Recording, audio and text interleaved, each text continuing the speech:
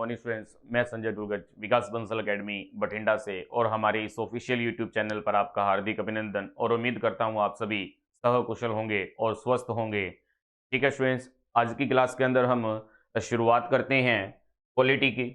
ठीक है, पॉलिटी की शुरुआत करते हैं और इससे पहले हम हमारी जो सीरीज चल रही है पॉलिटी की सीरीज चल रही है। ठीक है, इससे पहले हम हमारी जो पॉलिटी की सीरीज है उसके 4 पार्ट कर चुके हैं, 4 भाग कर चुके हैं। ठीक है, आज जो करने जा रहे हैं पॉलिटी का 5th पार्ट करने जा रहे हैं, 5वां भाग करने जा रहे हैं। ठीक है, उम्मीद है आप सभी स्टूडेंट्स को इससे पहले जितने भी 4 भाग निकले हैं अब वो बेहद पसंद आए होंगे। ठीक है, और उम्मीद ये करते हैं आगे भी इसी तरह आपको ये लेक्चर जो है पॉलिटी की जो सीरीज है वो बढ़िया लगेगी। ठीक है, हाँ जी, तो आज की क्लास के अंदर शुरुआत करते हैं। हमने लास्ट क्लास के अंदर क्या किया था, आर्टिकल नंबर 1 से 4 कर लिए थे, 1 से 4 कर लिए थे, 1 to 4 कर लिए थे। ठीक है, और आर्टिकल नंबर 1 से जो 4 है अब वो कौन से भाग नंबर में है, तो वो भाग नंबर 1 में है। ठीक है, इससे पहले हम लगातार पॉलिटी को बढ़िया से करते आए हैं। ठीक है, शुरुआत हमने की थी ईस्ट इंडिया कंपनी से। ठीक है, उसके बाद रेगुलेटिंग एक्ट, उसके बाद चार्टर एक्ट किए हमने। ठीक है, तो ऐसे करते करते हम इंडियन कॉन्स्टिट्यूएंट असेंबली भी किया हमने। ठीक है, तो इंडियन कॉन्स्टिट्यूएंट असेंबली करने के बाद अब हमने जो शुरुआत की है भारत के संविधान की शुरुआत कर चुके हैं। ठीक है, तो सबसे पहले हम बात करेंगे भारत के अंदर जो संविधान है, basic constitution and modern constitution. ठीक है, बेसिक कॉन्स्टिट्यूशन किसे कहा जाता है? बेसिक कॉन्स्टिट्यूशन उसे कहा जाता है जो 26 जनवरी 1950 को लागू हुआ था, इंप्लीमेंट हुआ था। ठीक है ना स्टूडेंट्स, तो मॉडर्न कॉन्स्टिट्यूशन किसे कहा जाता है? तो मॉडर्न कॉन्स्टिट्यूशन कहा जाता है जो आज के समय में हमारा संविधान चल रहा है।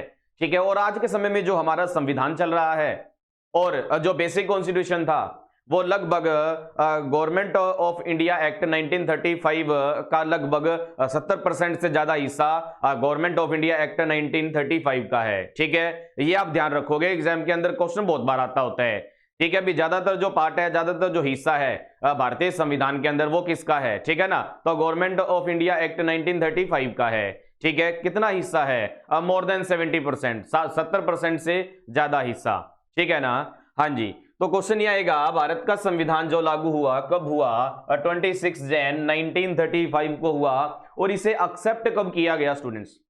ठीक है ना, इसे एक्सेप्ट कब किया गया? क्या किसके द्वारा एक्सेप्ट किया गया? ये किया गया भारतीय संविधान सभा के द्वारा, इंडियन कॉन्स्टिट्यूएंट असेंबली के द्वारा एक्सेप्ट किया गया, स्वीकार किया गया। और कब किया गया स्वीकार? ये किया गया 26 नवंबर 1949 में स्वीकार किया गया। कब किया गया? 26 नवंबर 1949, 26 नवंबर 1949 को ये एक्सेप्ट किया गया। ठीक है, तो ये एक्सेप्ट किया गया। एक्सेप्ट करने से पहले और लागू करने से पहले कुछ कॉन्स्टिट्यूएंट असेंबली के द्वारा कुछ 5 मुख्य कार्य किए गए, और वो 5 मुख्य जो इंपॉर्टेंट जो फंक्शन थे, जो कार्य थे, ठीक है, और वो कौन से थे? फर्स्ट हमने इंडियन फ्लैग जो है उसे अडॉप्ट किया गया।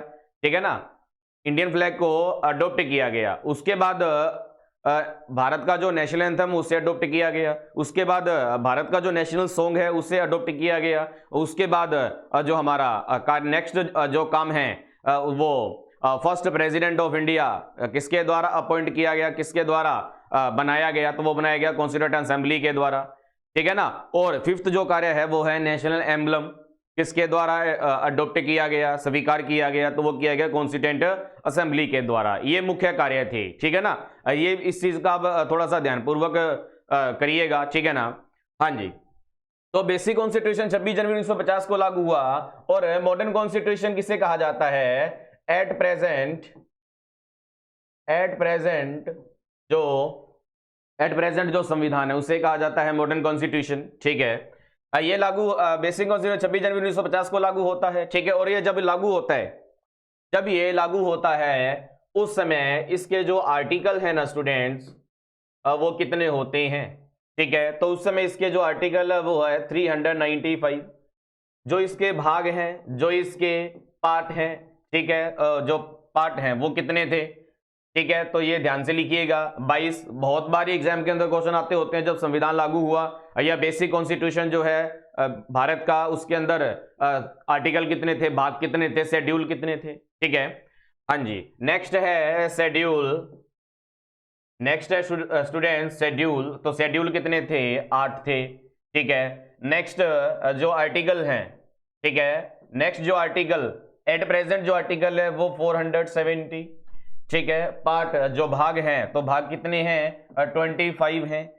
शेड्यूल कितने हैं, शेड्यूल है जो अनुसूचियां कहा जाता है, वो आज के समय में 12 हैं, ठीक है, आज के समय में 12 है ये, ठीक है। और फोर्थ जो इसका जो फंक्शन है, फोर्थ कौन सी चीज है जिससे भारत का संविधान बनता है, फोर्थ है अमेंडमेंट, है ना। जो चौथी है, जो वो फोर्थ है, वो कौन सी है, अमेंडमेंट, ठीक है। तो क्वेश्चन आ सकता है कि आज तक टोटल जो अमेंडमेंट है वो कितनी हो चुकी हैं, ठीक है।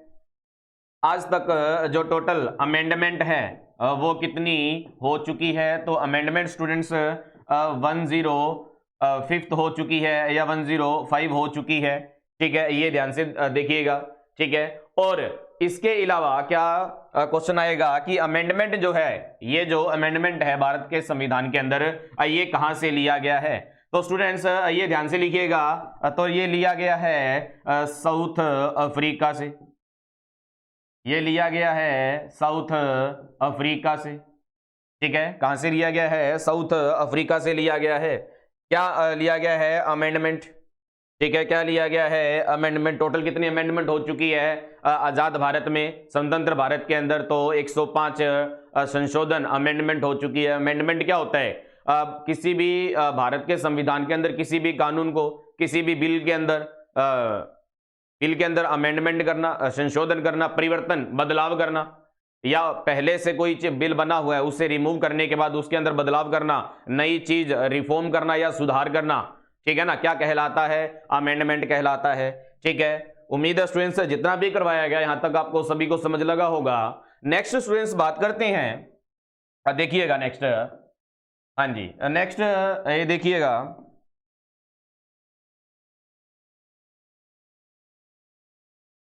इससे पहले हमने पार्ट फर्स्ट कर लिया है। पार्ट फर्स्ट के अंदर हमने क्या किया, पार्ट फर्स्ट के अंदर आर्टिकल कितने हैं, तो पार्ट फर्स्ट के अंदर जो आर्टिकल है ना, 1 से 4, 1 से 4 आर्टिकल हैं भाग 1 के अंदर, भाग पार्ट फर्स्ट के अंदर, ठीक है, 1 से 4, ठीक है। और 1 से 4 फर्स्ट के अंदर क्या बताया हुआ है, आर्टिकल नंबर फर्स्ट के अंदर क्या बताया हुआ है कि भारत जो है संघ का, भारत जो है, ठीक है, राज्यों का संघ है, ठीक है, union of state, India is a union of states, ठीक है। उसमें उसके अंदर मैंने आपको ये बताया था भी स्टेट्स कितने प्रकार के होते हैं, ठीक है।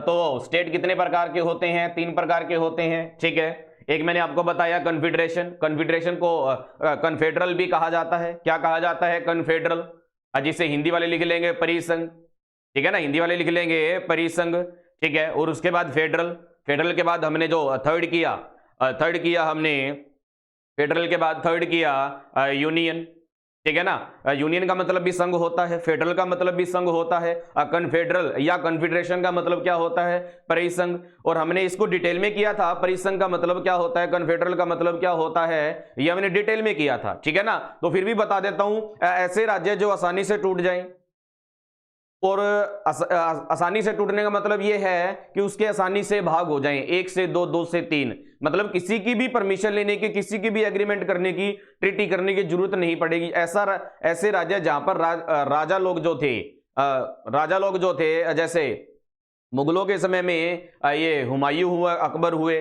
ठीक है ना, इनके समय में क्या था, अफगानिस्तान एक था। उसके बाद कुछ टाइम बाद शाहजहां आता है और वो अफगानिस्तान को तोड़ देता है। तोड़ने का मतलब उसके टुकड़े कर देता है, ठीक है ना। तो जो चीज आसानी से टूट जाए वो क्या कहलाएगी, परिसंघ, क्या कहलाएगी, कन्फेडरल, ऐसे कन्फेडरेशन भी कह सकते हैं, ठीक है। उसके बाद बात करते हैं, हमने किया फेडरल।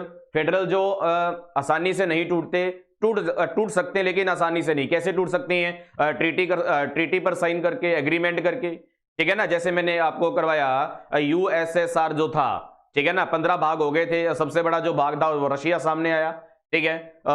फीफा इसका एग्जाम्पल है, ठीक है। उसके बाद हमने किया यूनियन, सबसे ज्यादा मजबूत जो होता है वो कौन सा होता है? यूनियन। इसके अंदर कोई भी राज्य एंट्री कर सकता है लेकिन बाहर नहीं जा सकता, ठीक है ना। तो ये क्या हुए? यूनियन हुई, ठीक है ना। हाँ जी, आर्टिकल नंबर 1 हो गया था। उसके बाद आर्टिकल नंबर 2 में क्या है? कोई भी विदेशी राज्य अपने में मिल सकता है, जैसे सिक्किम भारत का हिस्सा नहीं था लेकिन 16 मई 1975 को भारत का 22वां राज्य बना, 22nd स्टेट ऑफ इंडिया, ठीक है ना। 22वां राज्य बनता है ये कौन? सिक्किम कब? 16 मई 1975 को। ये कौन से आर्टिकल में बताया है? ये इसकी जो प्रोविजन है, जो प्रस्ताव है, इसका प्रस्तावना जो है, ये कहां पर? आर्टिकल नंबर 2 में बताया हुआ है कि इस तरह कोई विदेशी राज्य भारत के अंदर मिल सकता है, ठीक है। आर्टिकल नंबर 3 के अंदर क्या बताया है? कोई भी राज्य, एक राज्य है वो, उसके भाग हो सकते हैं इंटरनल, सिर्फ और सिर्फ इंडिया के अंदर भाग हो सकते हैं। ऐसे नहीं है कि मान लीजिए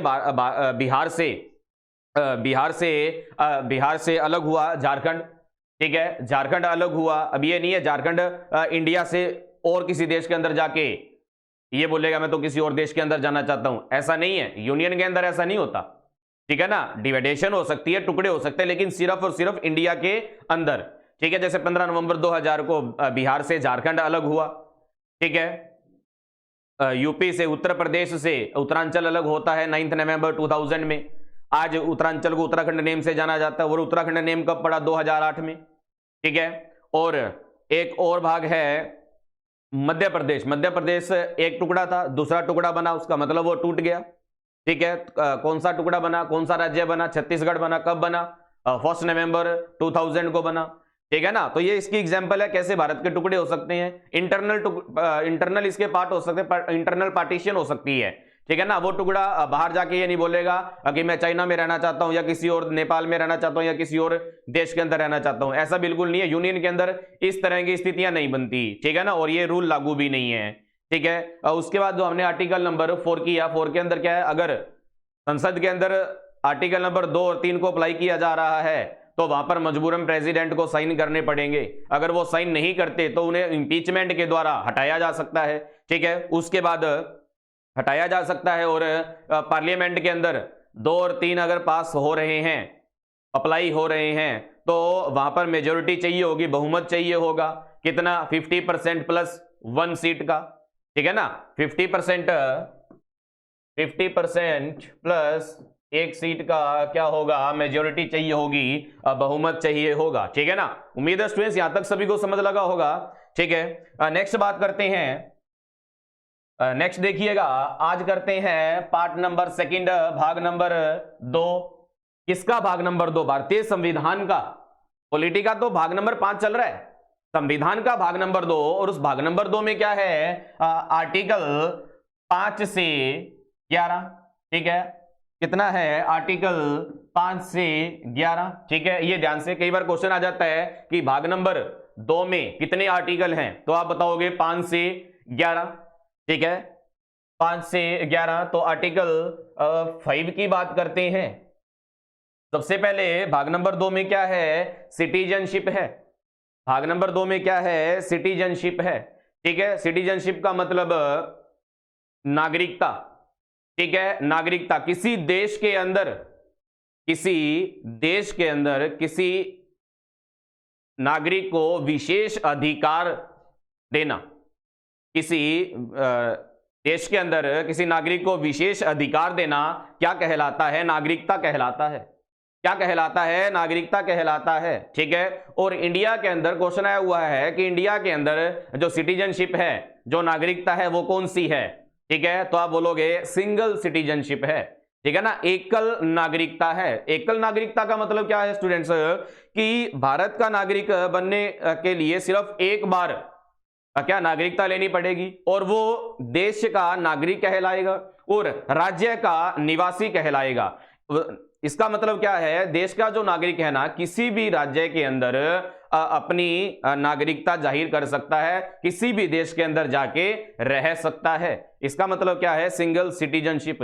ये नहीं है भी देश के लिए उसने नागरिकता ली और राज्य के अंदर अगर वो मान लीजिए आज पंजाब के अंदर रह रहा है, कुछ समय बाद वो बोलते हैं कि मैंने हरियाणा जाना है या राजस्थान जाना है, वहां के अलग नागरिकता लेनी पड़ेगी, ऐसा बिल्कुल नहीं है। नागरिकता एक बार देश की लेनी पड़ेगी, उसके बाद किसी भी राज्य के अंदर रह सकता है, ठीक है ना। ऐसी भारतीय संविधान के अंदर परमिशन है। इसे क्या कहा जाता है? सिंगल सिटीजनशिप कहा जाता है। क्या कहा जाता है? एकल नागरिकता कहा जाता है, ठीक है। और ये जो सिटीजनशिप का शिप जो है, ये जो सोर्सेज लिया हुआ है, कहां से लिया हुआ है भारतीय संविधान ने? तो ये ब्रिटेन से लिया हुआ है, ठीक है स्टूडेंट्स। कहां से लिया हुआ है? ब्रिटेन से।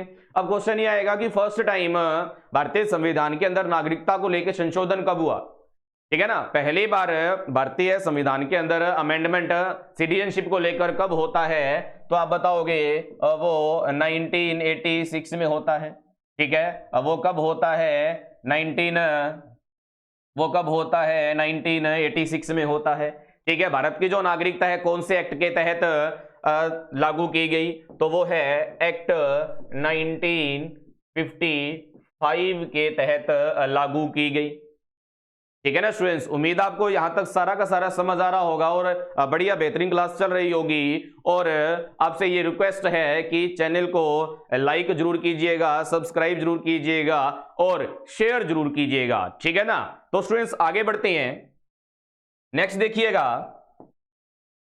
हाँ जी, ये हो चुका है। नेक्स्ट देखिएगा, आर्टिकल नंबर 5 क्या कह रहा है, ठीक है। तो आर्टिकल नंबर 5 कह रहा है कि citizenship at the commencement of the constitution, कि जब भारत का संविधान लागू हुआ, भी नागरिकता किसे दी जाएगी? नागरिकता उसे दी जाएगी भारत का संविधान जब लागू होता है, जब बनता है, ठीक है ना। सबसे पहले क्वेश्चन ये आएगा, जब भारत का संविधान कितने समय में बना, ठीक है ना। भारत का संविधान बनने के लिए 2 साल 11 महीने और 18 दिन लगते हैं, ठीक है ना। 2 साल 11 महीने 18 दिन का ये कैसे याद होगा? आप ये मान लीजिए अगर 12 दिन और हो जाते तो भारतीय संविधान को बनने के लिए पूरे 3 साल लगते। अब 12 दिन पहले मतलब 2 साल 11 महीने और 18 दिन में भारत का संविधान बनकर तैयार हो चुका था, ठीक है ना। हाँ जी, नेक्स्ट आर्टिकल नंबर 5 का मतलब क्या है कि किसे नागरिकता दी जाएगी? उसे नागरिकता दी जाएगी जो जब भारत का संविधान लागू होता है उस समय भारत के अंदर मौजूद थे, ठीक है ना। उस समय भारत के अंदर मौजूद थे, उन्हें नागरिकता दी जाएगी। ऐसा आर्टिकल नंबर 5 बता रहा है। कौन सा नंबर? आर्टिकल नंबर 5 ये बता रहा है कि जब भारत का संविधान लागू होता है या बनता है, उस समय भारत के अंदर जो लोग मौजूद थे उसे भारत की नागरिकता दे दी जाएगी, ठीक है। नेक्स्ट स्टूडेंट्स बात करते हैं आर्टिकल नंबर 6, ये बता रहा है citizenship of certain person who have migrated from Pakistan, ठीक है। अब आप ये देखिए, भारत का जब संविधान लागू हुआ, संविधान लागू होने से पहले भारत 1947 में आजाद होता है, ठीक है। उस समय किसी को ब्रिटेन जो है, ब्रिटिश जो है अजीब स्थिति के अंदर छोड़ गए। कुछ 552 रियासतें बना गए। पाकिस्तान के पास 13 आई, भारत के पास 552 आई, ठीक है। इसके अंदर ये कह गए कि जिस रियासत ने इंडिया के अंदर मिलना है वो इंडिया के अंदर मिल सकता है, रह सकता है, और जो पाकिस्तान के अंदर जाना चाहता है वो पाकिस्तान के अंदर जाना चाहता है। तो इसमें लोग अपनी मनमर्जी कर रहे थे। कुछ लोग पाकिस्तान में जा रहे थे भारत से, कुछ लोग पाकिस्तान से भारत आ रहे थे, ठीक है। यहां पर यह कहा गया है आर्टिकल 6 में कि जो आजादी के समय भारत से पाकिस्तान चले गए, वहां पर चले गए, कोई दिक्कत नहीं है, ठीक है। लेकिन वहां पर जैसे ही भारत आजाद हुआ और उनका वहां पर शासन चलना शुरू हुआ, वहां पर पाकिस्तान ने अपनी हरकतें दिखानी शुरू कर दी और वहां पर लोगों को, उन्होंने भी उन लोगों को गुलाम बनाया और वहां पर एक गुलामों की तरह लोगों को रखते थे। तो वहां से परेशान लोग अब क्या कह रहे, हम इंडिया वापिस आना चाहते हैं, ठीक है। तो इंडिया वापिस आना चाहते हैं तो 19 जुलाई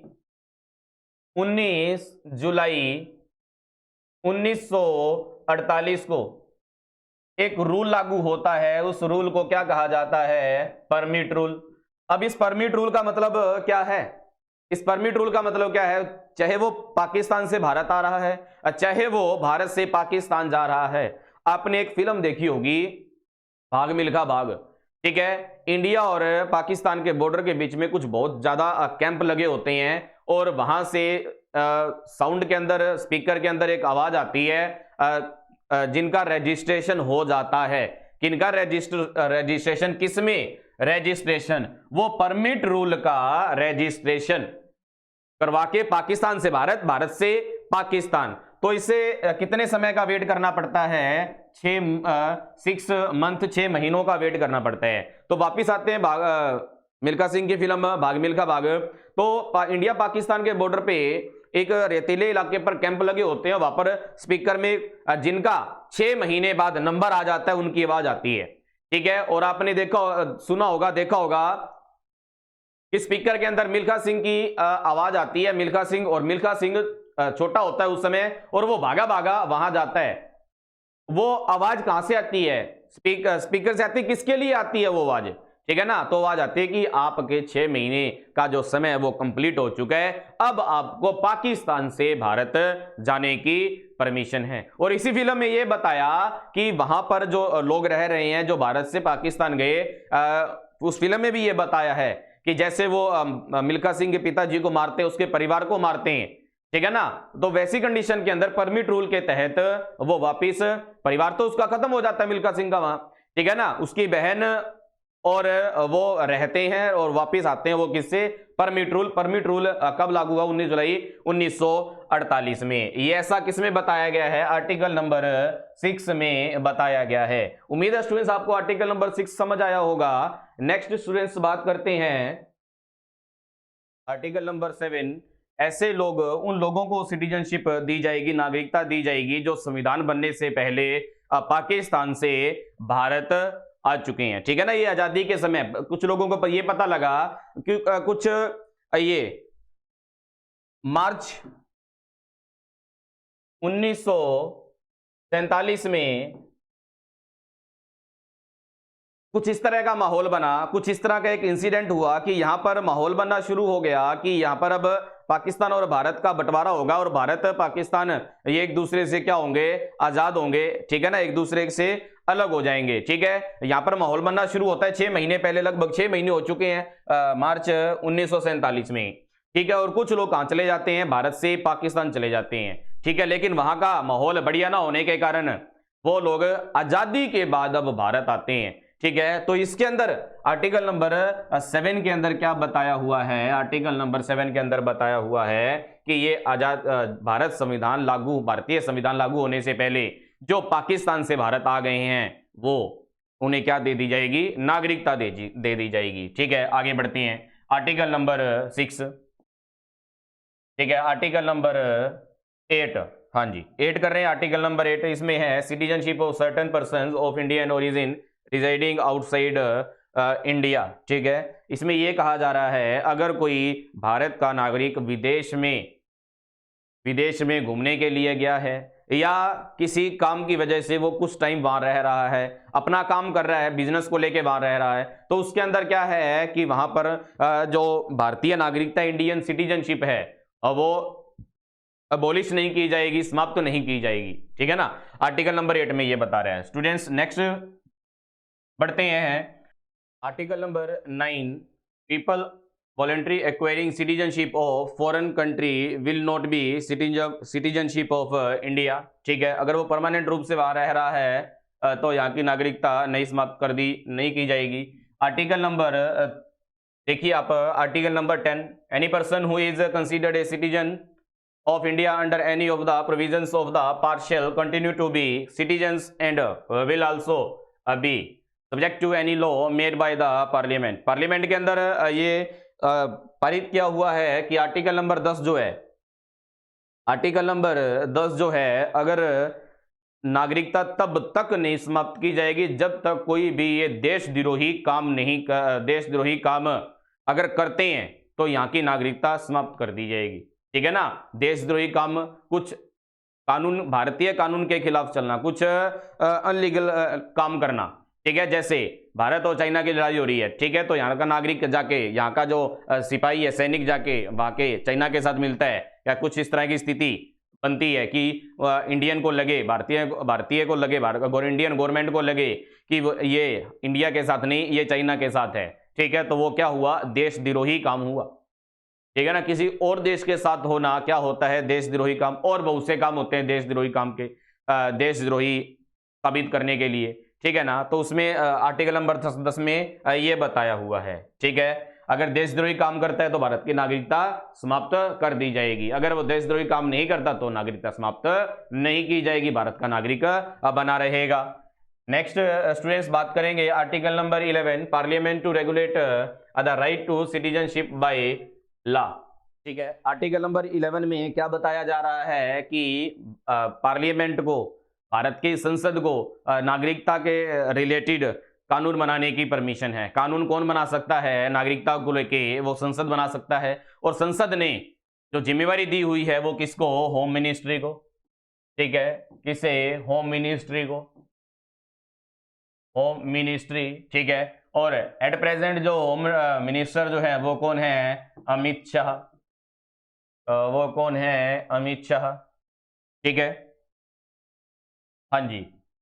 नेक्स्ट बात करते हैं, आर्टिकल नंबर 12 से 35 शुरू हो चुका है। ठीक है, इसमें आर्टिकल नंबर कितने हैं? 12 से 35। ठीक है, आर्टिकल 12 से 35। और ये भाग कौन सा है? ठीक है, ये भाग है पार्ट नंबर 3। ठीक है, इससे पहले हमने किया पार्ट 1, उसके अंदर 1 से 4 अनुच्छेद आर्टिकल हैं। इसके बाद किया हमने पार्ट 2 के अंदर जो है अब वो कितने आर्टिकल है? 5 से 11। अब कर रहे हैं भाग नंबर 3, पार्ट 3 इसका, इंडियन कॉन्स्टिट्यूशन का। तो इसके अंदर आर्टिकल जो है कितने हैं? 12 से 35। ठीक है, आर्टिकल नंबर जो है 12 से 35। ठीक है, सबसे पहले ये बात करते हैं कि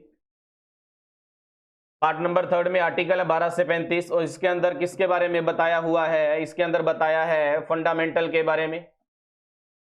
ठीक है, फंडामेंटल राइट्स के बारे में बताया हुआ है। ठीक है, जिसे हम कह देते हैं कि हमारे मौलिक अधिकार।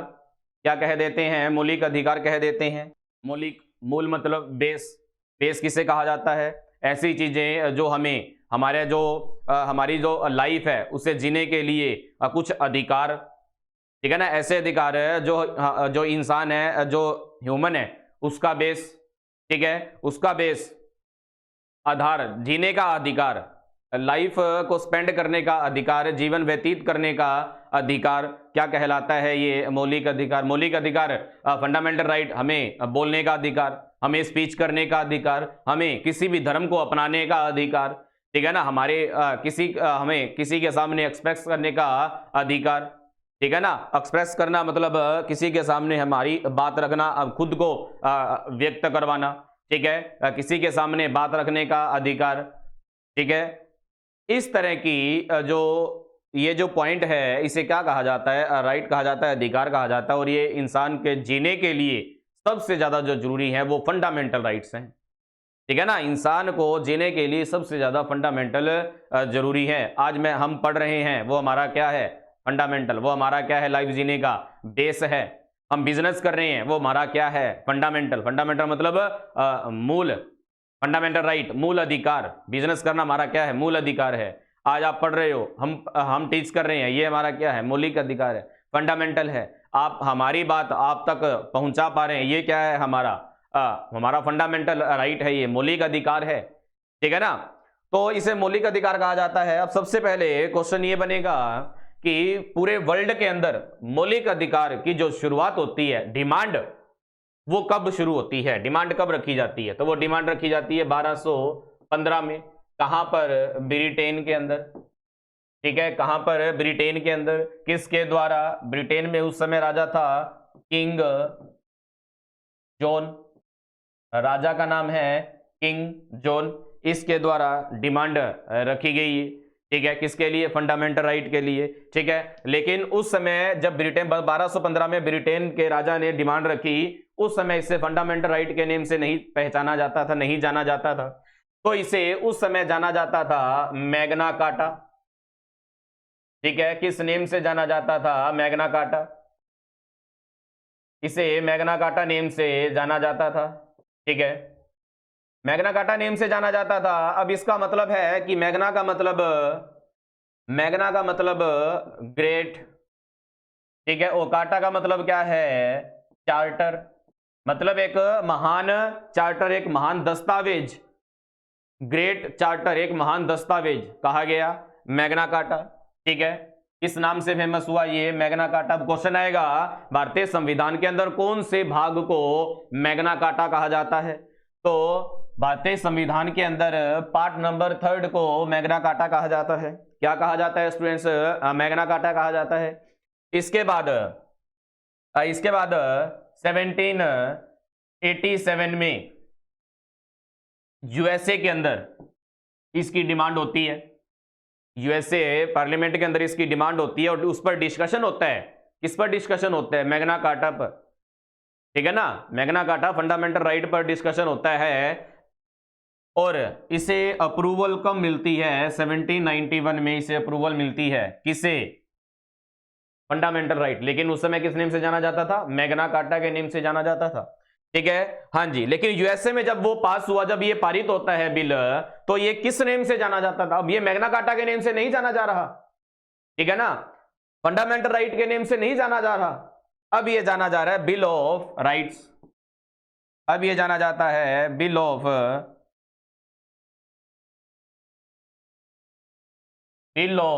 राइट्स। ठीक है, किस नेम से जाना जाता है? Bill of rights.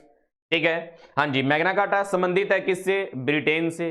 Bill of rights संबंधित है किससे? यूएसए से। ठीक है ना, हाँ जी। अब आप आगे बढ़ते हैं स्टूडेंट्स। उम्मीद है यहां तक सभी को समझ लग रहा होगा। ठीक है, क्वेश्चन आएगा फंडामेंटल राइट का जो भाग है वो कौन सा है? 3rd। उस भाग 3rd को किस नेम से जानते हैं? तो ये जानते हैं मैग्ना कार्टा के नेम से जानते हैं। आर्टिकल कितने हैं? 12 से 35। ठीक है, नेक्स्ट। हाँ जी, नेक्स्ट स्टूडेंट्स बात करते हैं। इसके अंदर जो आर्टिकल हैं 12 से 35 हैं, लेकिन 12 से 35 अपकमिंग लेक्चर में करेंगे। ठीक है, फिलहाल ये करते हैं। उम्मीद है नेक्स्ट वीडियो में आप आर्टिकल नंबर 12 और आर्टिकल नंबर 13 के बारे में चर्चा करें। ठीक है, फिलहाल हम चर्चा करते हैं आर्टिकल नंबर 14 से 18। इसमें क्या है? Right to equality.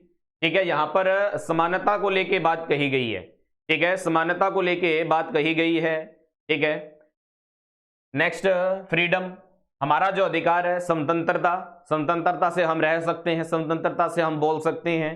ठीक है ना, ये कौन सा है? आर्टिकल नंबर 19 से 22। ठीक है, नेक्स्ट है राइट अगेंस्ट एक्सप्लॉयटेशन। इसके बारे में आर्टिकल नंबर 23 से 24 के बारे में बताया गया है, किसी प्रकार से शोषण ना हो। ठीक है ना, यहां पर यह बताया गया है कि आर्टिकल नंबर 23 और 24 में कि 14 वर्ष से पहले जो बच्चे हैं उनसे मजदूरी नहीं करवानी, मतलब बाल मजदूरी नहीं करवानी। ठीक है ना, हाँ जी। नेक्स्ट आर्टिकल नंबर 25 से जो 28 है उसके अंदर बताया गया है right to freedom of religion. ठीक है ना, किसी भी धर्म को अपनाना। ठीक है ना, कोई भी किसी भी धर्म को अपना सकता है, इस धर्म को लेके किसी के साथ भी भेदभाव ना किया जाए। आर्टिकल नंबर 25 से 28 में बताया जा रहा है। और उसके बाद है एजुकेशन और कल्चर को लेके, आर्टिकल नंबर 19 से 30 में बताया है। ठीक है, next right to constitutional remedies. ठीक है, इससे पहले जितने भी कानून पास होते हैं, जितने भी आर्टिकल बनते हैं, भाग बनते हैं, उसके अंदर कोई भी रिफॉर्म करना है, कोई भी सुधार करना है। ठीक है, अब वो आर्टिकल नंबर 32 में बताया हुआ है। और आर्टिकल नंबर 32 को ये कहा भी हुआ है, क्या कहा गया हुआ है? Right to constitutional remedies. ठीक है स्टूडेंट्स, उम्मीद आज की क्लास बहुत बढ़िया लगी होगी। ठीक है, और चैनल को लाइक जरूर कीजिएगा, सब्सक्राइब जरूर कीजिएगा, शेयर जरूर कीजिएगा।